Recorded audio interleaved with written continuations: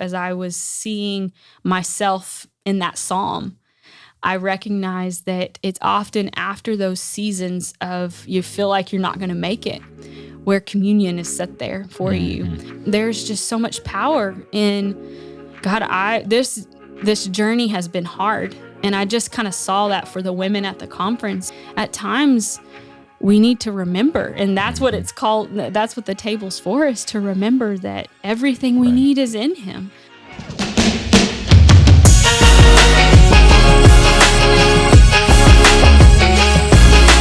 Hey everybody, welcome back once again to the Jacob Sheriff Podcast. This is Season 4, Episode 10, and today we're going to be talking about the recent women's conference that we had here, the Warrior Women's Conference. And you might be asking, well, why are we talking about a women's conference on Jacob's podcast? Well, it's because Jacob is married to Hannah, and Hannah is the better half of Jacob. Amen. And Hannah was instrumental in leading the team that put that together. And here's the real deal. Like, we know that women's conferences don't just affect the women in the church. Mm-hmm. Like, these events have a catalytic effect, not just on one half of the population of our church, but they tend to ripple outward and impact homes and families. And we think it's important to spend some time just reflecting on the event. What was God saying? What themes kind of came out of it? Even some of the preparation going into it, because I feel like it's important for us to recognize what God is doing here and now, so we can respond to that. And so, by the time this episode comes out, this will have happened, probably months before. But it's important to take time, just like we do after Jubilee and other things like that, to really kind of pay attention to what was God doing, what was God saying, and how do we move forward with that. So let's just jump right in. So Hannah, give us some context and some history even about this conference, maybe even if we want to go back to give some background, how many this is, even the name of the conference, so being a Warrior Conference is a fairly recent thing in the last few years. How has that conference evolved over the years? And then we'll kind of launch from there into this past years and what it's been. Yeah. So it's been, actually, I got the sweatshirt on to show you, but we can't see because of your hair. Oh, okay. But it says Warrior. There you go. Warrior. Established 2016. Yes. So that's when we decided to name the conference Warrior Conference, Warriors Women's Conference. But really, this goes far back to in 2005, 2006. We as a group, because many on the team are from that original group we did what was called, and it still happens, called Her Virtue. And Her Virtue was for the youth, girls, and it was a conference, just a dedicated time to pull away, kind of like a camp, as you described in other podcasts, your spring breakouts, those kinds of things. It was, and the effort was to pull away from just the world and seek God, and that was, we formatted that to be fun and all of those kinds of things too. So, but in 2017, I believe, or maybe even sooner than that, we passed that on to the generation that's now leading our youth. And at that time, women's ministry had been happening and a lot of great things, but it kind of just began, it was kind of put in my hands a little bit, but with Sue, which is my mother-in-law, and the founding pastor, one of the founding pastors of this church, to begin stewarding.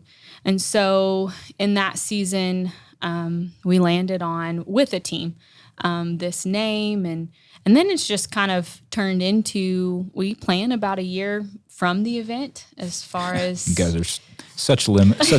Oh my gosh. Being prepared and organized. This conference lasts less than 24 hours. And they take nearly about 11 months to plan it and meet nearly weekly over it. I'm like, praise God for you guys. You guys are awesome. And the results show, like, it's a very excellently put together event.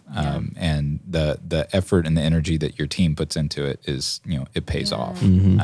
But go ahead. And truthfully, one of the reasons why we plan it so far out is most of us, this is not our job. This is a I always say, like, we're all volunteering to put this on. This isn't on people's job descriptions here, at the ministry, if you will, as well as we're moms and we are in all different seasons of life. Not all of us are raising small kids, but originally, this is kind of funny backstory. The meetings would happen at nap time every day. We didn't gather in the same space, but it was from 1 to 3 on Thursday afternoons. We did a Teams call or a Zoom call. And that's how everybody's talking really quiet. Yes, yes. And we had a limited amount of time, so we had to come very prepared. So that's probably where that came from. Is we couldn't pull it off in 2 months. We had to begin early in order to capture all the details and ensure things were done. And so it's had many additions. I mean, like we've refined things. I'm super grateful for the team that has been a part of that, and that's taken on all different.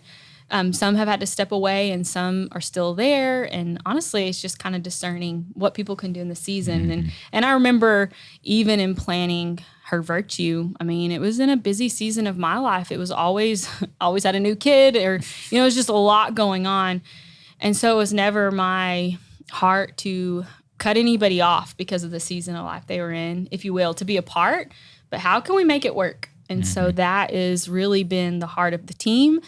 Is if we wait for the right moment where everybody has it all together, has the right time, it will never happen. We will never do anything. It'll be an idea in our head and never go anywhere. Right. And so we embark on this about 11 months, like he said, of planning. And for this one this year, it was very evident from the very beginning that this idea, we themed the conference Whole Heart. And that came from... We went with a couple different ideas of what we were feeling and seeing, and Josh's wife, Audrey, is a big part of this team, and she always has wonderful perspective and wonderful discernment as to what she's sensing and hearing, and we make those calls as a team, but we really were sensing just a surrender moment. That was what we were sensing about 11 months from the conference. Is there would be a time to just be all in on what God was doing. And it's just so cool because we didn't know it'd be in the midst of these revival type things popping up. And so it's just cool how those things get confirmed even as you're in the midst of it. We were planning way ahead of when these things were happening. And so it's cool to see just God confirm that. But I was going to read the key scripture we began with is in Psalms 103, verses 1 and 2. And the whole chapter is amazing, but it says, this is the Passion Translation, "With my whole heart and with my whole life and with my innermost being, I bow in wonder and love before you, the holy God. Yahweh, you are my soul's celebration. How could I ever forget the miracles of kindness you've done for me?" And really, we chose that because it said whole heart, right there in the translation. It fit the theme. Yeah, it fit the theme. Right. But I think what this speaks to, and, I haven't studied Psalms. I know that he could probably tell us a lot more about what that is. But just that reverence of, I'm surrendered to whatever this looks like. And so then in the planning process, we spend time...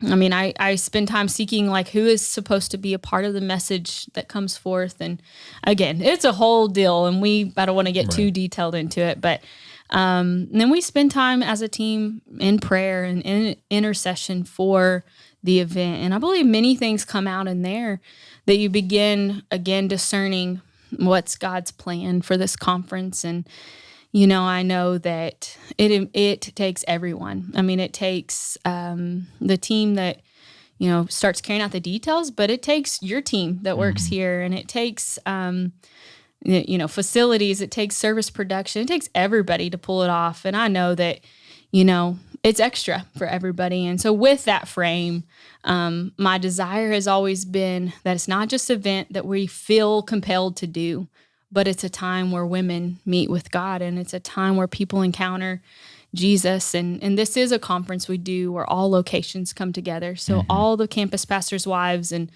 all of the congregations that want to come. And this year was really cool. Got to meet many guests from other places that they've heard of it. And so this is something that's open to the public. It's not just a church, thing. So, but just in reflection of the things that that were like how everything kind of played out was just neat. I felt like the first night was laying that foundation of God's love, and how from that place of his love, we can find purpose. Our purpose is important for us to know, but it comes first from that foundation of love. And that comes through relationship with God, and that can come as young as you wanted that to come in your life, but also that comes at different points in different people's life. But an understanding of that relationship of love is then from that place, your purpose is something that you always go back to. And even when life is busy, and even when life does not always, life is not easy, there's a grounding in our purpose. And all of our purposes, partly, and it's in relationship with God, but is to share in the gospel, share in the good news of what we have with the world. And then that looks different in the different arenas in which we have, those things. So, if we could, let's back up just a little bit before we get into the specifics about what was going on, and just even in the preparation and things towards that, identifying the theme and those things. What was it that you guys as a team felt like you were sensing in the spirit about what God was wanting to do this year? That the scripture you read, I think, hit a lot of those pieces, but like even specifically on in those times of prayer and preparation, what were you sensing in sync with what everything else that was going on? Like our last episode, we talked about revival, and when God starts something, it seems to not just be isolated to one particular area. It starts to kind of pop up in different places. And so what are some of those themes that you were starting to perceive ahead of the conference? Well, one of those things was like wholeness, whatever that looked like in someone's life. So wholeness with any kind of heart condition, I guess, would be one way I say that.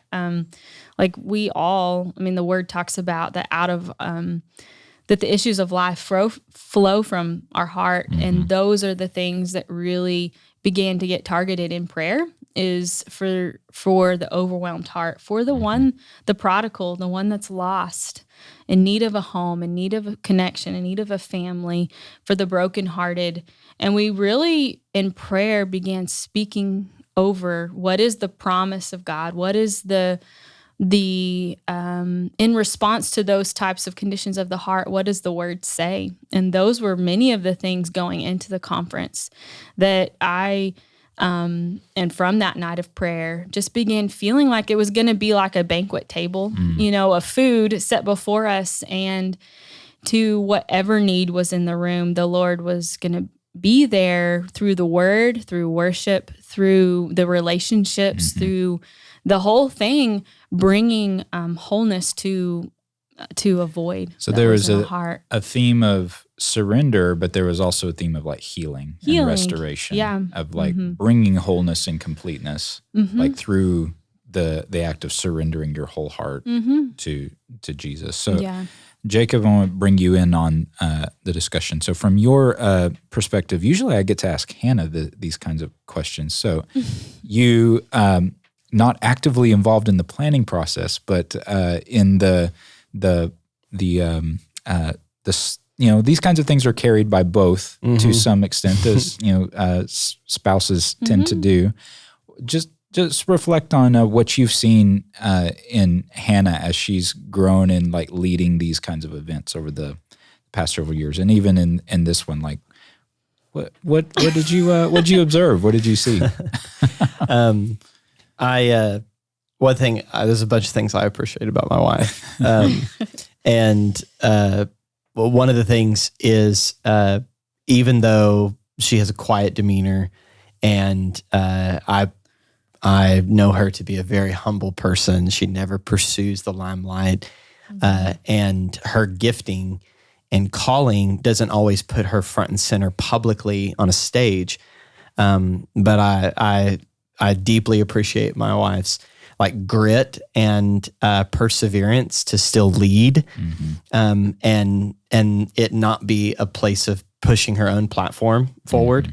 But she was a phenomenal basketball player as a point guard. There's an award named after her because of how good of a basketball player she was. But as a point guard, she had to facilitate what happens on the floor. And in facilitating, you don't always get your shot, or the play doesn't always run for you, but what plays get ran is about identifying the strengths and weaknesses of your teammates and setting them up for success. And I really appreciate her being able to bring that into how she leads people. Is it's not a way to leverage other people to boost herself up, but to bring out the best in others.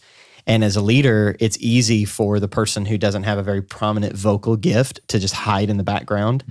But I don't see her hide. Even if she's in the background, she's not hiding in the background. She's trying to set people up for success. And so that team orientation is something that I've seen her grow in, that it's in her, but we don't always get situations and that kind of draw it out of you. And so she's able to put that into this. And then even though she's can be a very detailed person, I've seen her leadership elevate to be able to lead others in handling the level of detail, because carrying something at the level she has to carry it, sometimes you're not able to get your mind and heart into those level of details. And a big event like this requires a significant amount of details getting really pinned down and clarified. And so I've seen her, who in years of us working together, be able to handle all sorts of details, not get stuck at that level of leadership, but to be able to elevate, to oversee, and to guide and to equip. And then, of course, we're balancing in transition with my parents' leadership and what God's called them to, trying to balance what God's telling them and how that works out in kind of the nitty-gritty of our church functions and events and conferences and things like that. And so that kind of adds a variable that requires a lot of attention and prayer and foresight. And so I've seen her elevate and grow in that. And then one thing I really appreciate, and I don't lay this over in just like this generic female thing, but what I really appreciate about her leadership and the team is that as much energy as they're putting into the logistics and the nitty-gritty of an event, they're interceding for the event. They're bathing it in prayer. They're truly trying to listen to what God's saying. And that intercession is to stand in the gap for people, to be able to create an environment for people to come and experience healing and restoration. You don't just, it's not you build it and they will come kind of deal. Like you have to, you don't just have to think about the particulars of an environment. You have to bathe it in prayer. And I see her team really laboring in prayer to cultivate that atmosphere for a readiness, because it's not a very long conference. It's not like a 4-day conference, not even a 3-day. It is less than 24 hours. So you have to bathe that in a kind of prayer and intercession for that limited time to be maximized for people, for our congregation and for those who are partaking.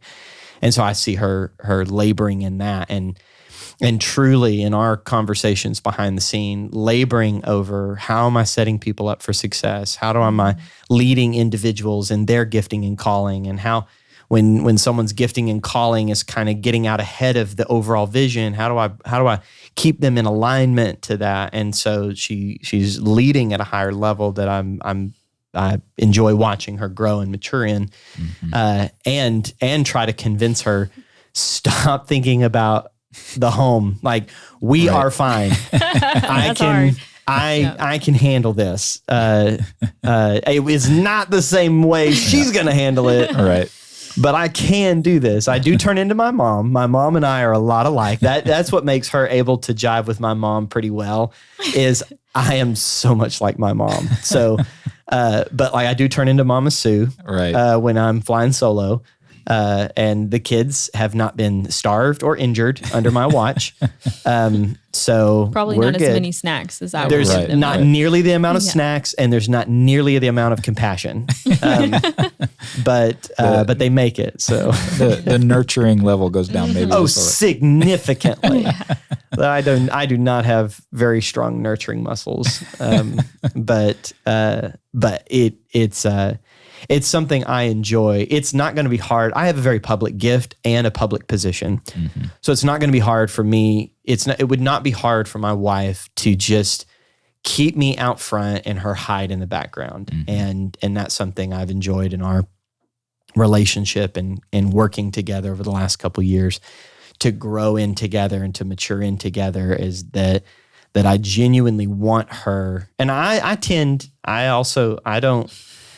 don't make it easy for her as a leader. Like you got to stand on your own 2 feet. I'll coach you. I'll behind the scenes. I'll advise you and coach you and challenge you, but I'm not going to, you got to do that. Like, yeah.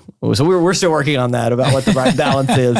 We have a lot of conversations. We have a lot. We have a lot of conversations around my that. wife and I have similar conversations. Yeah. So I know what you mean. Sorry, you got to do the hard thing. You can't ask me to do it. Yeah. And then she looks at you and she's like, I need a husband, not a coach. And you're like, oh, okay. All right. Yeah. Oh, yeah. Oh, yeah.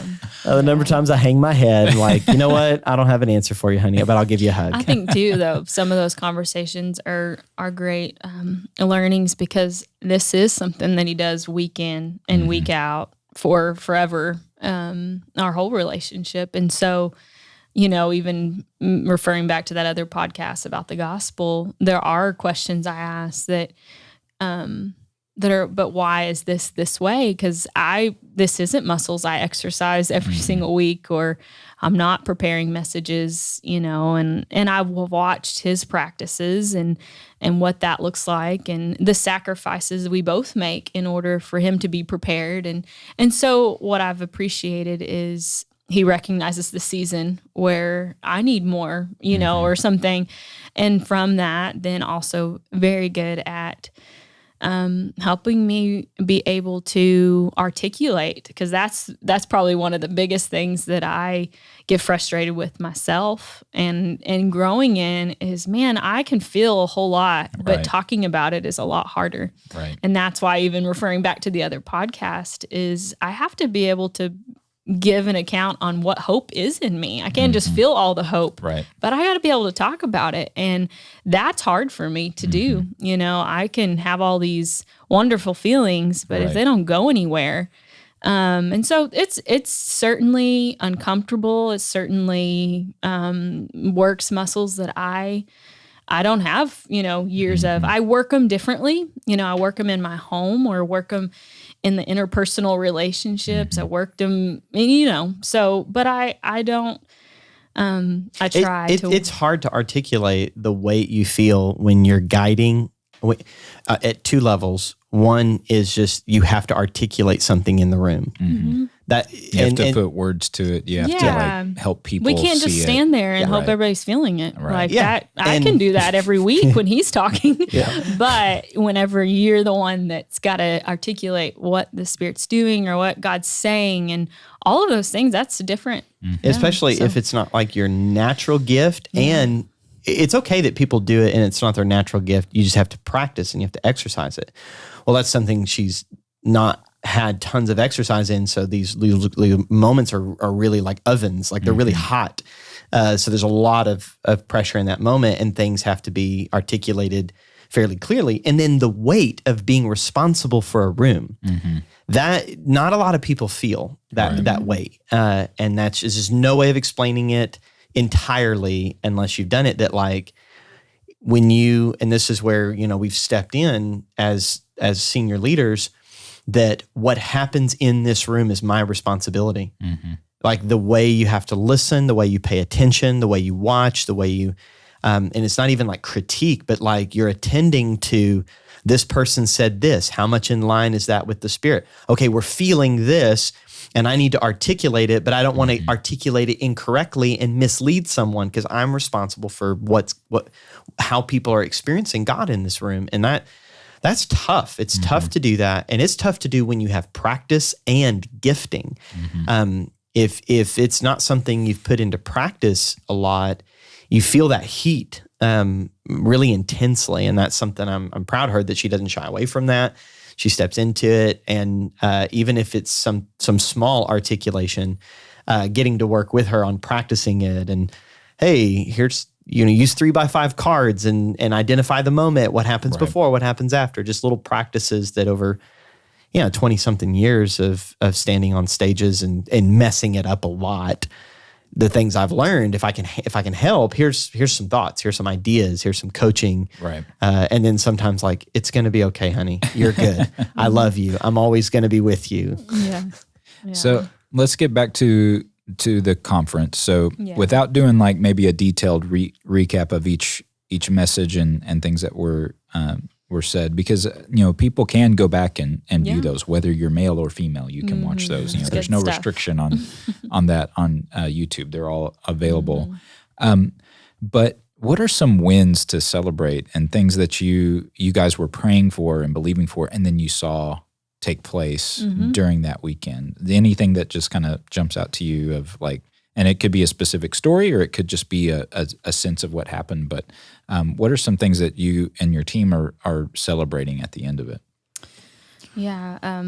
One thing that in particular stands out, I mean, there was a couple wins and stories that I could probably share in, but one of the biggest things, and we talked about this a little bit earlier, was whenever you embark and you see, okay, surrender and wholeness and healing, like that can look different for everybody. And so how do you, in line with what God's saying, like how do you be in that room and help people be led there? And one of those things that was just the coolest thing, and I know for me, was the time when we took communion together.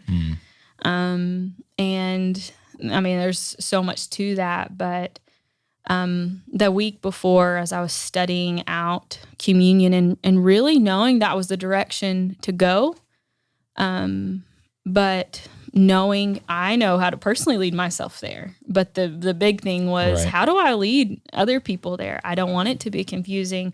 I don't want it to be forced. I knew what I didn't want, but I had to begin narrowing in on what do I actually want. And so spent a week really meditating on that. And for those that know us, I mean, this is a big thing even in Jacob's life and how he has led in this season is through those sacraments and that being one of the main ones.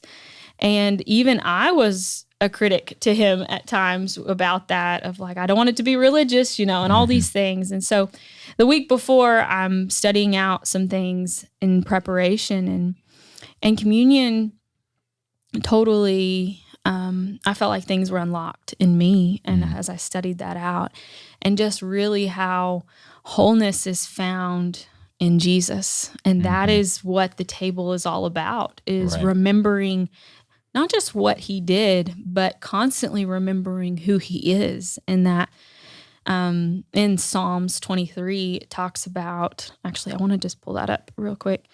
How he prepares a table before us in the presence of our enemies. Exact.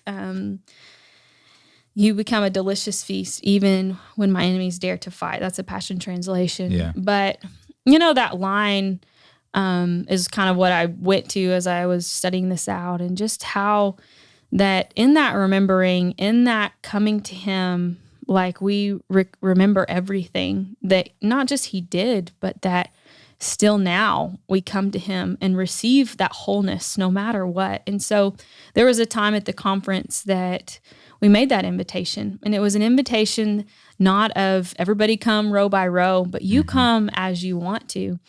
And to see like nearly everybody in the room come forward, I knew that was a reflection of what, as a church, that I've watched him lead people through. So it wasn't necessarily hard ground to ask people to come, but then also to say that in the frame of just the invitation is there, it blessed me to see how many people came, knowing what they were participating in. And I believe that was the moment. There was a lot of wholeness being taken. There was a lot in that moment taking place. And that was certainly a highlight for me.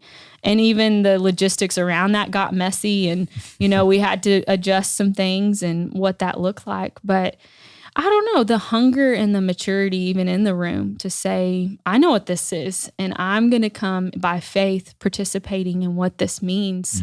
And I believe I receive, in this moment. So that was one of the biggest wins as part of planning it all out and knowing what we were believing we were seeing and perceiving and discerning. That was like by far my favorite thing. Was that towards the end of the conference? Yes, this would have been as we were closing. It was in the closing session where we had a call for worship and just time in the presence of God.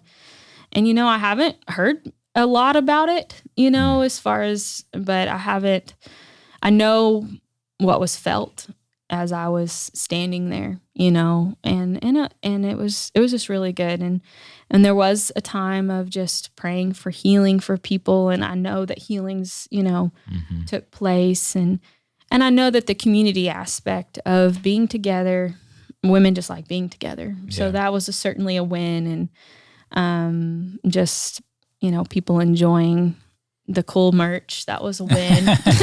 Cool merch. Just to give credit to all those details that get planned out and people raved about the decor, and just the sweet presence and the dads that took one on the chin to there watch you the go. kids. It's a worthy like to sacrifice. Yeah, we like to overplay our sacrifice a little bit. Y'all even had like a video highlighting how awesome you guys are. So, which for the record, if you saw that video, I'm in that video and I threw a hammer into a washing machine. I'm not that big of an idiot in real life. Just so you know. I was playing a character. It was one of those those acting roles that I got. I'm not a total idiot, but I do play one on TV. Exactly. I do play one on TV. Yeah. So we did not actually run a hammer through a washing machine.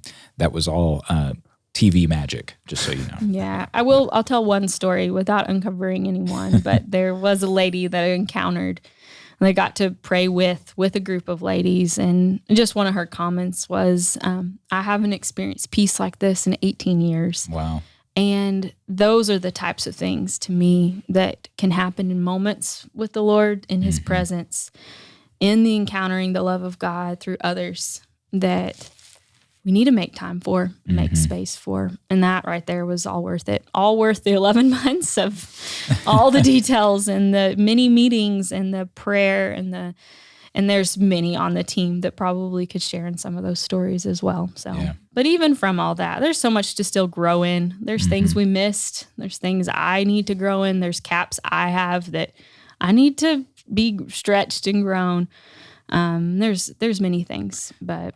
Well, what would you say is, if you, not to make you try to summarize everything that was said, but if you got a sense of what it was God was wanted to do, and then completed during the conference, what does it look like moving forward, even as an encouragement to our church walking this out, like we talked about in the last episode? Like there's the catalyst that a big event like this can be, but then there's the discipleship portion of like, how do we walk this out? So what does it mean to walk out wholeness in our hearts, whether that's through, in surrender or in walking out a healing journey of being made whole? Well, it's really not that long of a phrase, but I feel like if I was able to summarize it all, is the importance of keep coming and seeing Jesus. There's just something in that posture of humble posture towards him, of my wholeness, my healing, my discipleship, my the needs I have in my life, in my family, all of it. He sees it. And as I continually come to him, that seek him and I will find him, that to me was, if you could put it in a summary.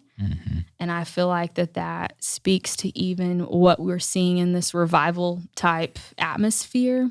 This is not about any one person or one thing. This is truly just about him. And there's something, it says, in Psalms, it talks about that he sent his word to heal us and to deliver us. And his word is Jesus. And even though there's promises, there's things we stand on, man, that's what I feel like the summary and the call as a whole was: keep coming to him, keep seeing him, keep being transformed by him, keep renewing your mind to the truth.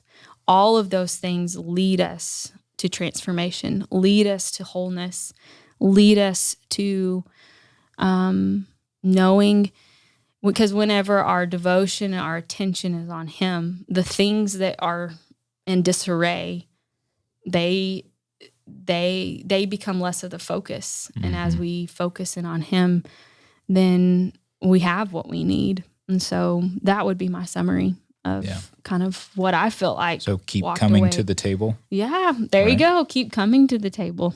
Yeah. So Jacob, if you would even, because I know the table of the Lord is a huge passion point for you. So in seeing Hannah kind of walk through that, and even hearing like, hey, this is something. And I told him all the stuff I learned. So I'd love for y'all to maybe to talk about that, and what that discovery process was, because I know that's been a years long journey for you, like a decade. And now she's like, hey, you know what? This is kind of cool. This is cool and important. Yeah. What was that dynamic like? Well, again, like talking about this thinker and feeler thing, I can feel it all, and it feels all right and good, but articulating it is way different. And he's my word person. So the first couple of years, this is, I did when I first became a campus pastor, I knew this needed to be a little more of a centerpiece. I can come back to why I thought that. And just to introduce it, I did like a 10-week series. This is when I did Wednesdays, and this is with like so much words on that screen. I mean, I spent a lot of time talking about, and not even in like this hardcore doctrinal way. It's very much like how we approach. Anyway, it was a series I entitled "The Family Table" and how our table as a family shapes us and shapes culture. And anyway, I had a clever way of doing it. And this is like 10 years ago, and I did like 10 weeks. And I look at my notes and I'm like, my God, this is like 20 weeks worth of stuff. What was I thinking? But anyway, originally she was just like, yeah, man, I trust you and I've always trusted you, but please don't get religious on me, or like, please don't make it sound religious. And I'm always just like, but see, what I didn't have in that time that he did have is he was leading people. I very much I knew what it meant for me again. Yeah. So that was the difference. And that's what's for the next few years. It was very much like, I'm with you. I'm down with it. Totally with you. Yeah. I don't always get it. I don't know how to explain it, but I'm like, I'm in on this. Like I'm good. And then this comes and she's like, I've got to lead people. Like, I don't know how to articulate this in a way that leads people. And I don't want to lead them wrong. That's always I appreciate about her conviction is like, I just don't want to get this wrong. I don't want to lead people wrong. I'm like, you're fine. But whenever you're married to the Bible right here, and what I mean, Bible. like this walking Bible that has years of research and study, like, I'm like, I'm not going to research and study as much as, and so I just like to make sure my way of getting there is, right. So it's like, can you take your 10 weeks and cut it down to like, maybe 3 minutes? It's like 10 years of work on this. Yeah. And then this is so funny because then she comes to me and she's like, so I was listening and she names off like 5 kind of big ministers, none of which are me. She's like, this is what they said about it. I did listen to yours as well. Just was you just didn't mention it. Yeah. She's like, and this particular pastor who I'm cool with, like I think he's great. She's like, I don't even know if you like him, but he said this and it was so meaningful. And I'm like, yeah, I get it. I've said that, but it's okay. I love you. No. But what I appreciate about her is she will not, like I'll say stuff because I find it interesting. I'm a learner and that's how I think. And so I'll put stuff out there that I think is interesting or that I think correlates. She wants to speak from a place solely of conviction. And so she's like, that's what I don't necessarily have clarity on how to articulate is the conviction around this. And so she started vetting it out with me. Yeah, as someone that talking isn't my primary way of engaging with people in that way. Like I don't lead that way all the time. I just know for me, it has to come from deep in my heart, because that's most of the way that is always my frame with the world, if you will. And so that's why I have to protect what gets in there. And that's why even a topic about whole heart is so meaningful when we landed on that, is because to me, everything comes from in here. And so I knew, like, I can tell you the information about communion. I can tell you all of those things. And then I would let, how this is his conviction, kind of keep me from knowing how to dive in. And so I knew it had to come, from that deep place. And I'm still, meditating on it, learning of it, and wanting it to be something that I speak to. So what would you say, if there's something new or something different that's been highlighted about it to you recently? Do you think you have the words to articulate it here? Or even like in preparation for the event, like, why do you think it was highlighted to you? And what about it was like, oh, you know what, this is something people need to understand and get. Yeah. I think that what got so highlighted to me in it was how much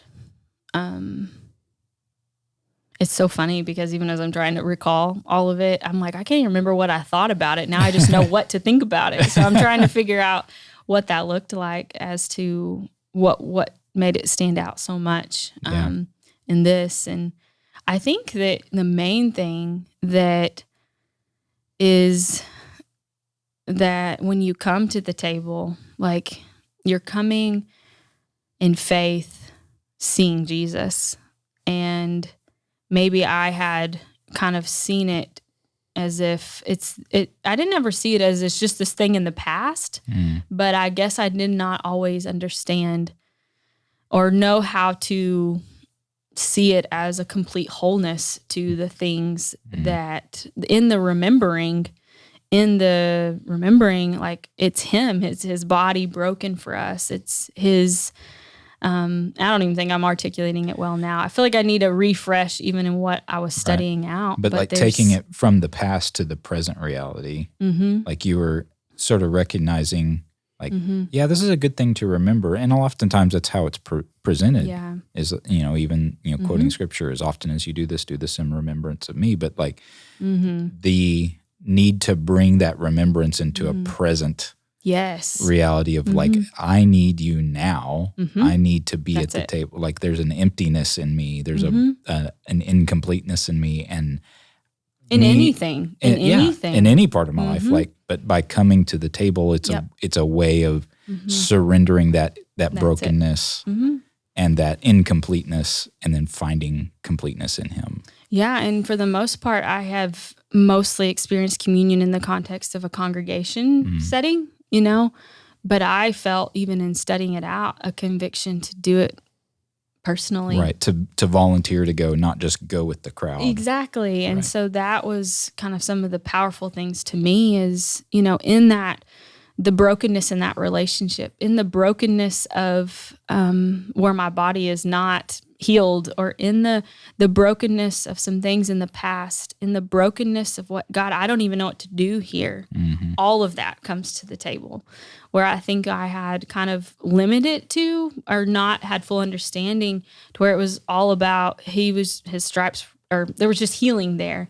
But just to see it as it's everything is there. And in that faith of coming to the table, that is a surrender to what you've done. But this isn't something that's just the past. This is very much something I can do every day, and that's where I didn't want to lead people wrongly, because,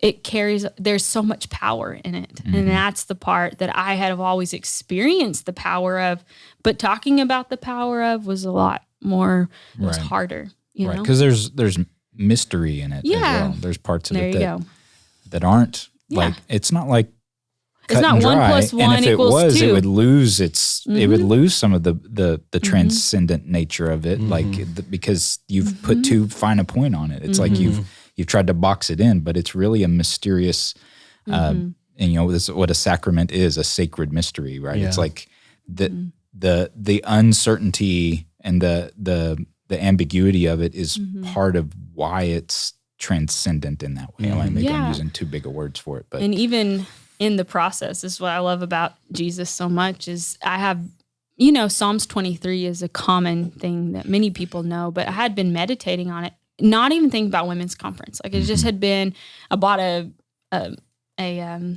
sign with the Passion Translation of Psalms 23, and I've just been reading it every time I see it.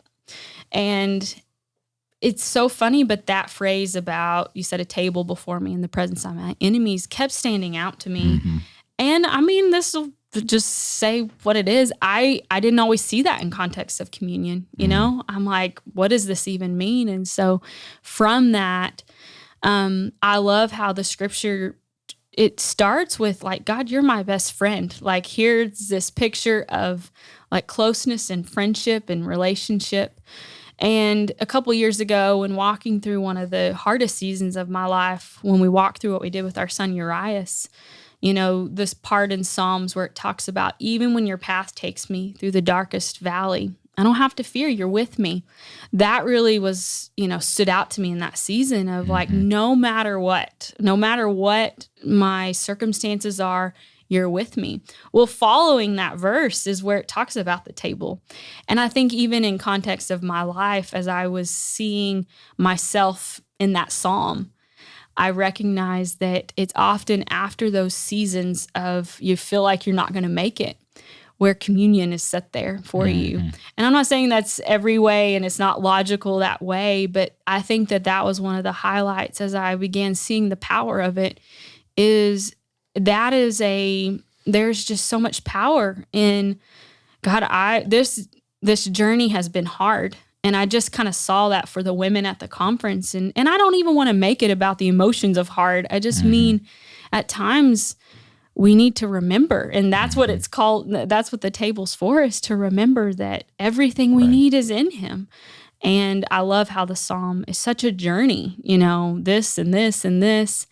And it just was so cool as studying that out, that the table comes right after that dark seasons and all of those things. And even how it says his goodness and mercy, follows me. Is that what it says? His goodness and mercy follows me all the days of my life. And recognizing that from that posture of the table, that we can count on the promises of God chasing after us, And so anyway, I'm still blown away by just the things that came from as I was able to set apart time to just study that out. And it's still something I'm just meditating on, and it's really awesome. So, yeah.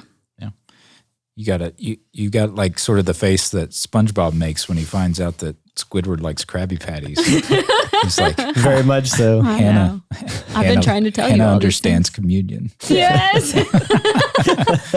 Yeah. So. Yeah, awesome. It's that became my conviction in our stream of the Christian faith. There's a danger that the attention gets on the gifted preacher or the gifted prophet, but the table in our context sort of forces our attention off of the preacher or the prophet and onto Jesus. Right. That it's why my favorite is to end a sermon at the table, is because I'd rather you walk away encountering Jesus at the table than remembering my skillfully laid out points or unskillfully laid out points. If you have a gift of communication of the word, it's not hard for people to build an attachment to that, especially if the word that gets communicated starts touching people. You can kind of start associating that with the communicator instead of it's the word that transforms, but it builds an attachment to the communicator.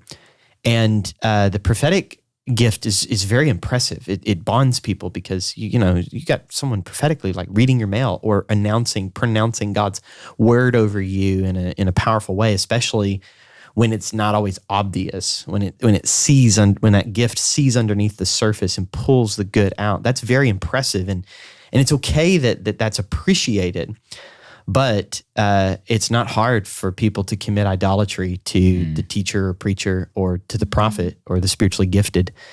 And so what my conviction about the table is it makes us like we do not deserve the attention. Like the attention must be given to Jesus. Right. And Pastor Zach and I are talking together on disciple school this semester on the ancient paths, and we're pulling out this idea of Scripture, Spirit, and Sacrament, right. And kind of just talking through that a lot in detail.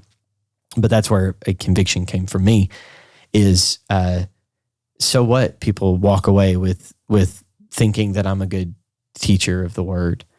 If they're not encountering Jesus, then like I got nothing to give them. And having the table as like the centerpiece of our gathering reminds me that like, ain't about you, bud. It should remind people that operate in spiritual gifts. It ain't about you. Right. Your gift might impress people, but it ain't about you. This is about Jesus. And it's like, and in our context, now, if you came from like high church liturgy, there's a danger that the table of the Lord can become idolatrous in a certain way. We are not there. So I'm fine continuing to push this forward in our context. And so it's always nice when other people start like, I see it and I share that conviction. So I do have the SpongeBob face. Well, even going back, this gave me time to think, but even going back as I was studying that out, it refers back to the Passover time when, blood was put on the doorpost. So that way, death would pass over them and not, and I was just listening and studying that out. But like the meal, you would eat that lamb, but you'd also have the bitter herbs. And in the teaching I was listening to, he refers to that. And not mine. Well, and he talks about how the bitter herbs were never intended to be the meal. That was a side dish. And he talked about how that in life, often the bitter herbs of life is what becomes the main thing in our life. And what we're supposed to do, and just like they practiced then, is we're supposed to eat the whole lamb. Well, that's talking about the wholeness of God.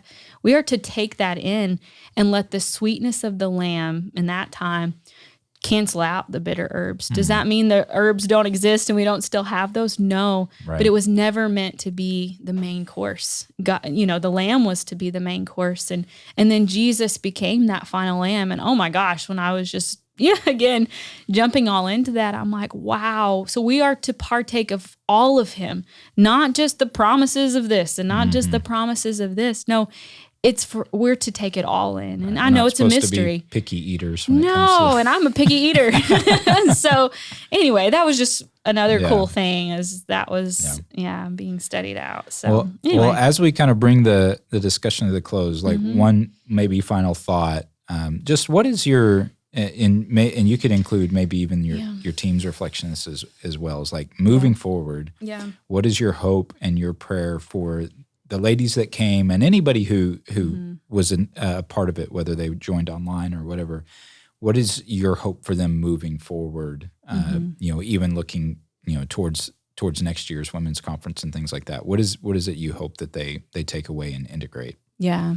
You mean specifically that was kind of talked about there? It could be that or just even an overall sense of where you think people need to go. Just even that summary of continuing to see Jesus. Again, I think it goes referring back to the last podcast around revival is like, what fruit from seeing Jesus will actually be evident in our lives? Because we're going to always have those bitter herbs.